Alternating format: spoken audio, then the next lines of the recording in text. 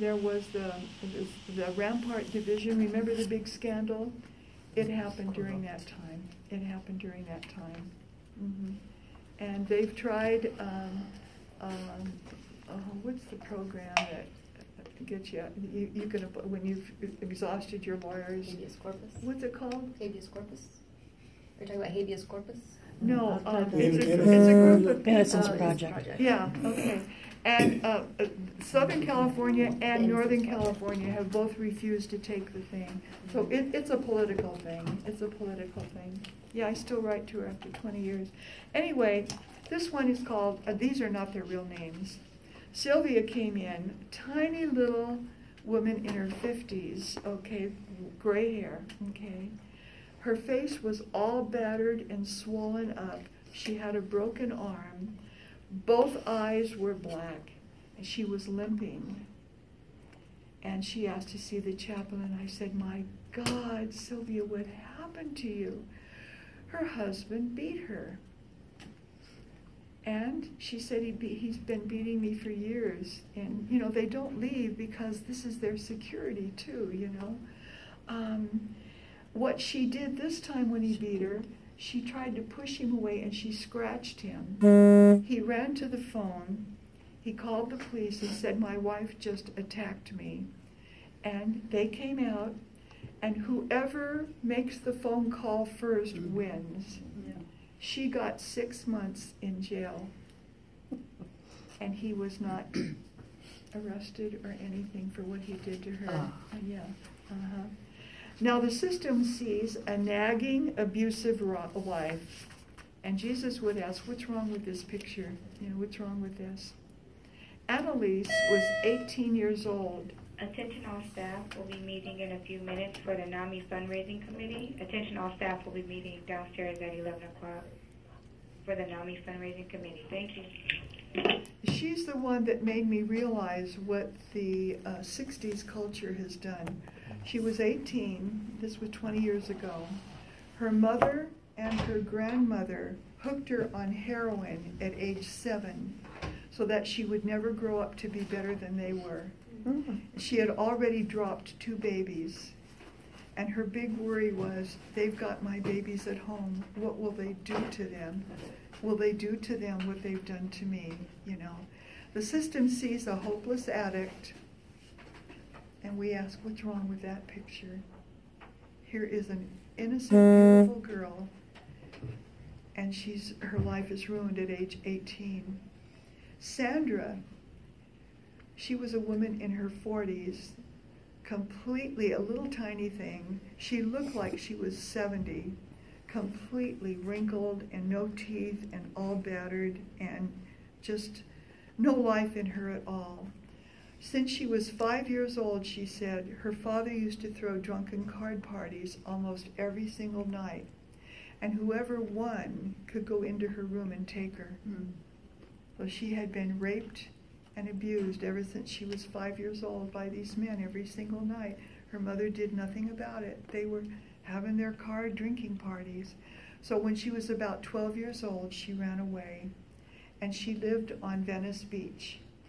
And in order to be comfortable, she had to submit to everybody that came along and wanted her to get a little money to feed herself. And in her loneliness, she turned to drugs. So here she is, a battered old woman in her 40s, probably no longer alive today. She had been arrested about 3 or 4 times since I had been there. Every time she came back, she asked for me. And the system sees just a hopeless prostitute, you know. And I wonder what's wrong with this. Carmen was right from my parish, beautiful Catholic girl. She graduated from Lincoln High School. Her father had begun raping her when she was about 12 years old, and her mother was silent, would do nothing about it. She had a brother that was 1 year younger than she, okay. As a teenager, she began fighting her father and pushing him and knocking him down and fighting him terribly, but he'd rape her anyway. Her mother didn't care. And so he began to be worried when he saw that she was maturing and becoming outspoken. and fighting him. He was afraid that she would turn him in. So he disappeared one night, went back to Mexico. They figured they never saw him again. The police couldn't find him anywhere. He just disappeared out of their lives. So she continued, and her mother, well, that's the way it was. So she was very angry against her mother for not protecting her. Her brother, when he was on his 18th birthday, decided it was time for him to step into his father's shoes and take over as a man. So he went into her room one night and he raped his sister. She snapped. She left the house, had these two friends, fellows that had a gun. She said, "Give me your gun." She went back to the house and she blew her brother's brains out. And she's gone to prison for the rest of her life. I found this beautiful, broken girl there. And the first thing she said to me was, "Sister, before I go to prison, my parents, I've always gone to church, but my parents never got me the sacraments, and I was baptized, but I've never made my first Holy Communion. Would it be possible if I could do that?" I said, "Absolutely." So I prepared her and brought Father over, and she had her first confession, and we had a little ceremony, and she made her first Holy Communion. She wanted to have that before she went off to prison.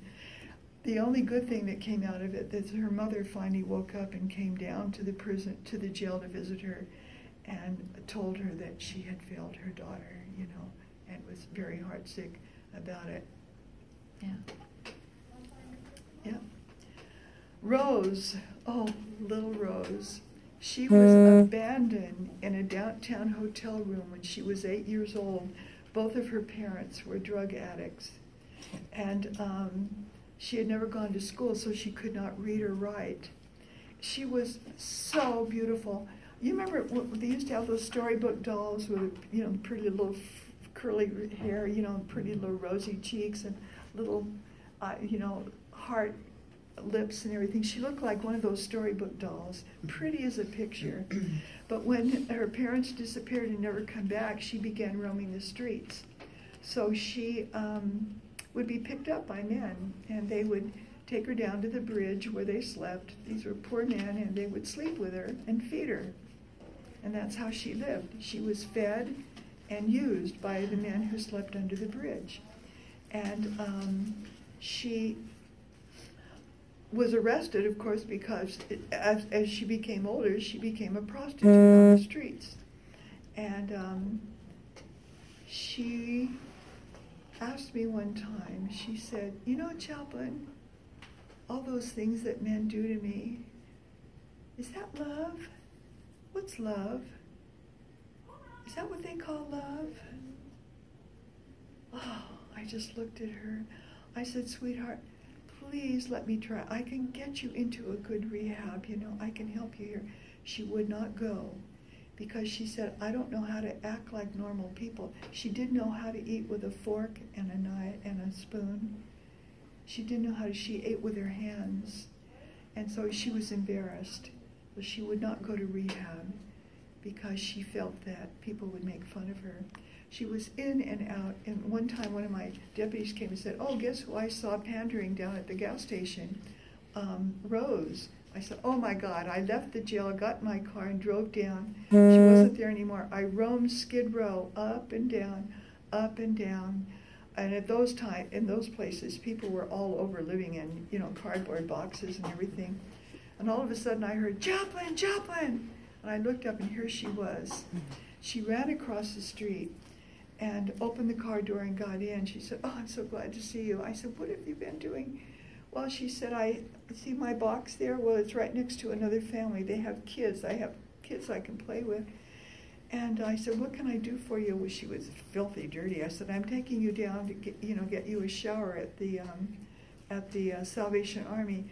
She said, "Can we go to a store? I need some things." So I took her to there's a little market down there somewhere, and I let her go in, and she bought food for herself and sanitary supplies. She had nothing for her hair, no toothbrush, nothing. So I loaded her up, and then I took her down to the Salvation Army, and I said, it's time. So she started to cry, and she threw herself in my arms and just clung to me for about 10 minutes, just would not let go. And I finally had to tell her, it's time. So she finally came back to jail, and they just sent her off to prison, 8 years old. It all started 8 years old. Yeah. Mm-hmm. And then there are these precious moments that are so divine. I had 2 people a lot of people in the hole. The hole is down in the basement. It's very dark, and they have cells down there. And they put you down there to punish you. And there was a woman down there. She had been on the floor. It caused a lot of trouble. She was going to death row. I've been on their death row, the women's death row. She was going to death row. She had killed somebody. And next to her was a 15-year-old girl who got into a lot of trouble in juvie, and they wouldn't keep her anymore. And you cannot put a juvenile on a floor with an adult, prisoner. So the only place they could put her was in the hole and lock her up down there.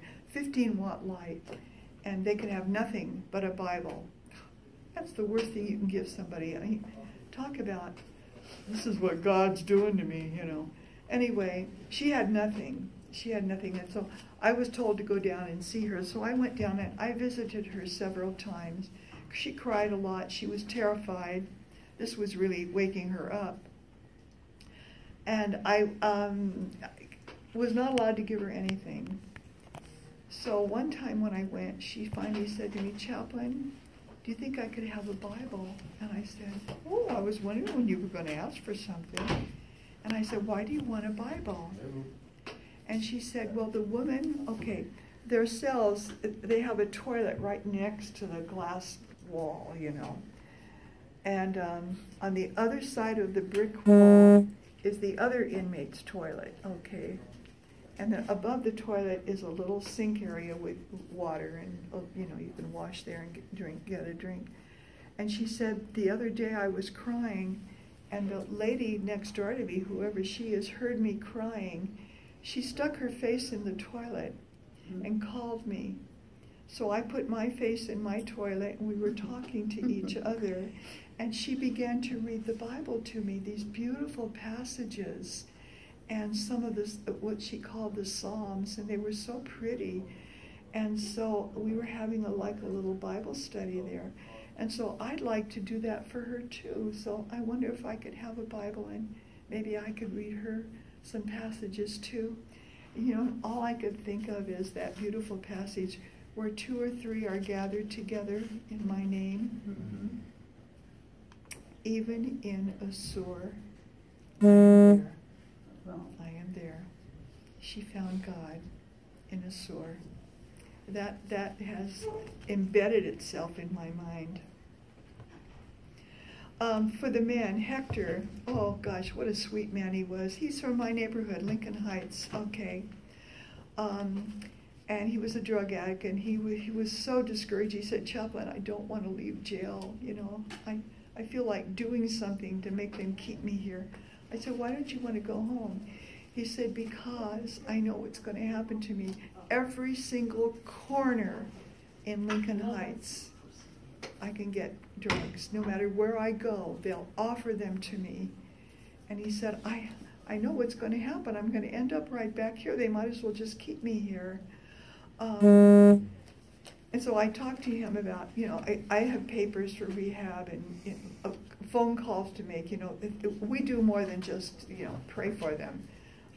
So I had to give him a lot of things to keep him going. But he was such a sweet man, and he said to me, "The only way I will feel safe in that neighborhood is if I go and sit in church all day long." And I said, "Well, it's just right down the street from me. I'll be seeing you there." I haven't run into him since, but anyway.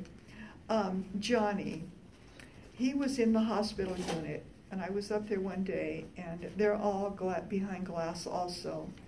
And I saw this young kid lying in bed. He looked like a little boy. And I waved to him, and he saw my cart, and right away he started to get up, and he had crutches there. And I said, "Oh, you don't have to get up." Well, this tall, skinny kid said, "Yeah, I want to." He got his crutches, and he hobbled over to the window.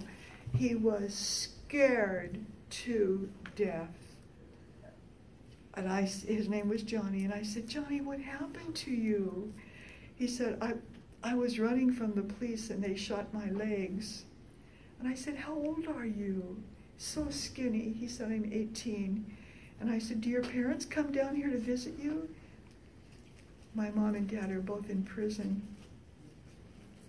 What do you expect? What do you expect? No one there for him, you know. None at all. Victor was 18, another skinny, undernourished kid, scared to death, his first time in jail, and he was there for theft. And they put him in a unit of much older guys, a lot of them white-haired guys, you know, they're sitting around playing cards and whatever they do in there. And he was just really, really, really scared. And I said to him, have you had any visitors? Anybody, your family? He says, no, I don't really have any family. And I said, well, how are you feeling being in here with all these older men? He said, oh gosh, Chaplain, it's wonderful. He said, they've taken me under their wing. They've given me some of their commissary, you know, like chips and stuff. And at night they all gather together and they pray. And he said, gee, I've never had that before. So he said, yeah, they really are being really kind to me. So I thought, good for you. Stay with them, you know. Keep that going. That's a good thing. And the guys do. You know, they could be tough as nails, you know, around the deputies. But boy, at night they get together and they pray together. And they pray for each other's intentions and they read scripture together. It's very beautiful to see that. Oh, this is a beautiful, well, it's a heartbreaking one. Kevin, he's been in 20 years now. I still write to him. He's up now at Men's Colony in San Luis Obispo. He was a yuppie, real good Catholic family. College graduate, had a great yuppie job, earning a great salary, got engaged, and they were living together, and they got in a fight, really bad fight, and they were actually hitting each other. And what caused this was that she had on spike heels, and he threw her on the bed, and he was trying to rip her clothes off, and she kicked him in the mouth with her spiked heel and broke his tooth, and that snapped him. Because he said to me later when he calmed down, he said, my parents spent thousands of dollars fixing my teeth when I was a kid, and here I got my teeth smashed. He was so angry, he pulled the gun out, and he shot her 6 times to kill her, and then he realized what he had done. Oh my gosh. So the family called me right away. They said, please do something for our boy. We're afraid he's going to kill himself. Well, I walked with that boy almost an entire year. He was in and out of suicide, in and out, in and out, in and out. He was just beside himself. Finally, they got him stabilized to where he could start acting a little bit more normal. But you know, the grief and the shame and the guilt were just pressing down on him. So one time he had tried to kill himself again, and they put him in suicide watch, and he had been there for like 5 months. And in suicide watch, you have nothing but the suicide gown on you, thick, and you have to sleep in that. There's nothing under it, no underwear, no shoes, no socks. They can't have a glass to drink out of, not even a plastic one, nothing at all, not even toilet paper. If you need it, you have to ask for it. They're completely stripped down, and they may have nothing to read at all. Well, I don't know how you can, I mean, a normal person would go nuts being in a confined thing, walking this little narrow strip all day long, and never being let out, and just being given meds all the time. So this went on for months and months and months. And whenever the deputies come in, or the nurses, they have to wear gloves, you know. They never touch anybody. We're the only ones in the whole facility who physically touch other people. And one day when I was up visiting him, he just had his head against the glass. He was so down, so discouraged. And he said to me, Chaplain, would you mind getting down on the floor and putting your fingers under the door so I can touch your fingertips? I haven't touched a human being in 5 months. So I did. I got down. I put my hand under the door, and he put his head, he was down there too, he put his head against the glass, rubbing my fingertips and crying, I want my mom, I want my mom, I want my mom. They had broken him down to just being a little kid once again. And here he was rubbing my fingertips. And all I could think of was, and this is in the Catholic realm, this is Eucharist. This is my body given over for you. Take it. You know, and that's what brought him comfort. Just feeling those fingertips. And bit by bit, because of that human contact, he slowly began to bring himself back into reality. Today, he got his PhD in law since he's been in prison, thanks to his parents. So he's helping the other inmates there, prisoners, with their cases now. He runs the Sunday services for the priest who comes for Mass. He sets everything up, and he's formed a choir, and he teaches singing and plays the guitar at the services on Sunday, and writes a really lovely letter to me now. He's found himself, and he'll be there he got 40 years to life. He'll be there another 20 years. And when he has time in between other people's cases, he's working on his own too. To see if maybe, you know, all this wonderful good behavior could come about for him. Okay. Last one here is Stanley, completely paralyzed. His mother got rid of him when he was a little boy. She didn't want him, put him in an orphanage. And his drug-addicted grandmother went and got him. And she and the uncles turned him into a drug runner when he was 7. So he never went back to school after the 3rd grade. It just did nothing but run drugs for them.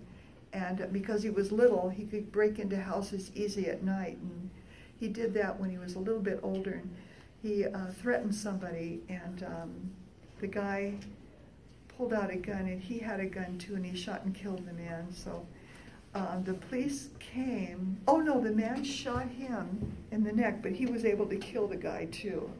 So when the police came, they moved him around. The doctor said after, if the police had not jostled him, they could have worked on the bullet, but it was stuck in the back of near his spine, and because of the jostling, he's completely paralyzed. So when I got him, his hands were already like this, the feet were already turned, and he's just lying there, can't move for anything. They have to feed him, they have to do everything for him. So for 5 years, I walked with that boy, and all he wanted was to hear stories and to hear the news. He wanted to see the movie, the Passion of Christ, and I said, oh yeah, I can bring up my, I have a TV and a thing on a roller, I'll bring it up. The deputies wouldn't let me do it. Well, if you do it for him, you have to do it for everybody else. I said, I'll do it. Bring them all in, And every week they would tell me, no, no, no, no. So we contacted Sheriff Baca at the time, and Sheriff Baca sent an order down to the deputies to see that these people were able to see that movie. And every week I'd come, and every week they'd say, well, I can't do it this week, we're too busy. Can't do it this week, TV's broken. I said, I could bring my own TV. No, we don't want you rolling that thing around the hall. This why I finally gave up. It was really something. Anyway, this kid, turned out he had a very intelligent mind. And I thought, I've got to do something to feed this boy. He loved history, and he loved art. 3rd grade, loved history and loved art. So I went to our high school library. I was living at Flintridge at the time. We had a high school up there, and so the librarian would give me these great big books, and she said, just break the binder so the pages will stay open. So we'd put a pillow across him. They'd sit him up like this, and we'd lay his hands on the book. And I'd say to him, okay, the rest is up to you. Well, he'd finish a page. He wanted so bad to turn that page. Mm-hmm. And so he didn't tell me this for 6 months, but he began with one finger like this. One finger, one finger, one finger, moving a little more, and moving a little more. And he forced it. And after 6 months, he said, I have a surprise for you. And he showed me that he could now flip the page. And that meant everything to him. Yeah. Everything in the world. He went through music. He went through art. He went through history. He went through geography. He went through National Geographics.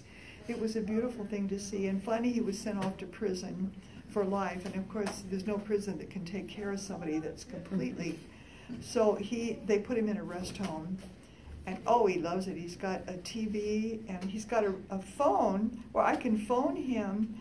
And when it rings, he can answer it right away. You know, he doesn't have to do anything like that. So he was one of my half success stories. So when I go north now, I'll be close to his, well, not close, but I'll be closer to the place where he's at that I can go visit him. It's up near Sacramento. Anyway. Well, what you can see for this are people they got detoured off the road of life, you know, through many of them through no fault of their own. What they did, yes, they've done terrible things. They chose to do those things. But it's almost as if they've been programmed to get into trouble, and they just need to be affirmed. They need to know that they're still a redeemable human being, that they are gifted, and that they are loved, and that they won't understand God's love for them if they're around people who do nothing but punish them all the time, because you relate that to God, you know? You relate that to God. They have to know that they are redeemable and worthwhile. And so we don't make promises. We cannot solve their problems. That's impossible. We don't do them any favors, but we ask questions, we listen, we encourage, we probe, we joke with them, and we pray with them. And that's our approach as chaplains in that place. You know, we're all invited to embrace the world and the actions of whoever our God is, and to model the truth of that God. And what is the truth? Jesus calls us to justice. And how do we do justice? We connect with people who have stories to tell us, and we listen to those stories with an open mind, and then we take whatever action our deep heart calls us to. Mother Teresa was once asked, what makes you think you can save the world? You know, she said, well, I can't save the world, but I can save this one lying here right now. I can do something with him. That's all she did. It was one by one person at a time is what we do. And we walk down these streets here, and you've got it made. These people that people walk away from them or look the other way or try to, you know, keep their eye from connecting with them, they need to be looked at. They need to be said, hello, how are you doing? You know, or just a smile, just a smile. That's the one thing I love to do in my neighborhood, is just walk the streets and smile at everybody. We have a lot of elderly Asian people that have moved in, and they're very reticent, you know. And I make it a point, they walk by with their heads down, you know, and I always greet them, and up comes the head with a smile. That's planting seeds when we do that, you know. Jesus says, each person is precious to me. Each one is my beloved. So don't pass them by, because they may have something to teach you, you know. And that's important. And so the other, and this with the other big quote that I used to put in my classroom halfway through the year is this one here. It's one of my favorite. Be careful how you act. You may be the only Bible others will ever read. Be careful how you act. You may be the only Bible others will ever read. Isn't that beautiful? I have a little poem here. I'm going to read you just part of it. We've all heard of Maya Angelou. She's one of my favorite people. And when I was teaching in the inner city with my African American students, I did individualized instruction. I taught them individually And they read and read and read, because these kids had never read before. They read everything that they liked to read, no classics. And Maya Angelou was the in thing. And then for their writing assignments, I would make them write to the authors, tell them what they thought of their books. And you know, Maya Angelou wrote back. Wow. Oh, she wrote back. I had more authors write back to those kids. And that just gave them such motivation and such incentive to want to read more and write more and be more articulate. It was a wonderful experience. Anyway, this is what Maya says. I'm not going to read it all.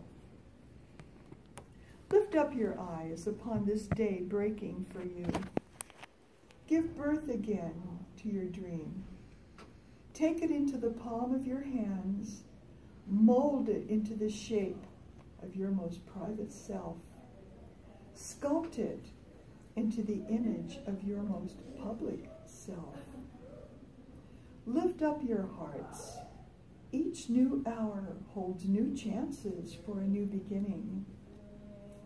Here on the pulse of this fine day, may you have the grace to look up and look out and into your sister's eyes and into your brother's face and say simply with hope, good morning. Oh my Isn't goodness. that precious? Beautiful. Good morning. How you doing? Nice to see you again, you know. Have a nice day. Those are the healing things of our world. Yeah. Anyway, if you have any questions or any comments you want to make, if I can answer the questions, I will. You Yes. really have to walk with a tissue box. You made me cry.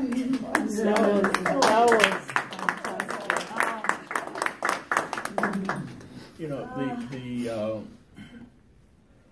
the number of African Americans incarcerated has been said that a lot of them were without merit. Yeah.